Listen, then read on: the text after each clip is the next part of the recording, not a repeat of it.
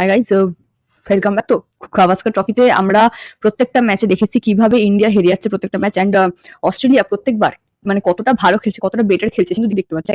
তো পিঙ্ক বল test match যেখানে মানে স্টার্ট হয়ে গেছে, অ্যান্ড গাভাস্কারের মতন অস্ট্রেলিয়া টেস্ট ম্যাচ ভালো খেলছে নো ডাউট, অ্যান্ড ইন্ডিয়ার কয়েকটা প্লেয়ার ছাড়া, ইন্ডিয়ান টিমের কয়েকজন প্লেয়ার ছাড়া কারোর কোনো এফর্ট কিন্তু চোখে দেখা যাচ্ছে না, রাইট? কয়েকজন প্লেয়ারের মধ্যে জসপ্রীত বুমরা, সিরাজ, ওদিকে পান্ট, যশস্বী জয়সওয়াল, এই কজন ছাড়া আর বাকিদের কোনো ইনভলভমেন্ট কিন্তু দেখা যাচ্ছে না। আর্জেন্টিনার টিমের বোঝা উচিত যে এটা একটা টিম ওয়ার্ক, তো 3-4 জনের উপর ডিপেন্ড করে পুরো ম্যাচটাকে জেতানো যায় না। অস্ট্রেলিয়ান টিম এখানেই সব থেকে স্ট্রং।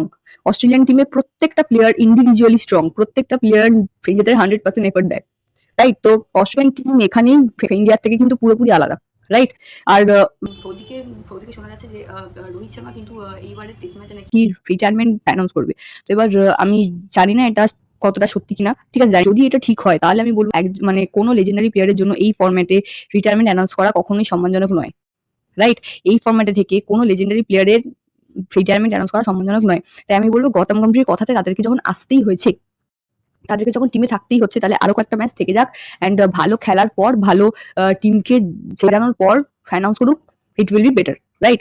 আর ওদিকে আর টেস্ট ক্রিকেট আমার মনে হয় না ইন্ডিয়া ফাইনালে যেতে পারবে, to be honest. And world কাপের চান্স আছে, একটা ওয়ার্ল্ড কাপে একটা চান্স আছে, কিন্তু টেস্ট ক্রিকেটে কোনো চান্স নেই। যা মানে আর কি হালচাল দেখছি তাতে একটু মনে হচ্ছে না যে ইন্ডিয়ান টিম ফাইনালে যাবে টেস্ট ম্যাচে।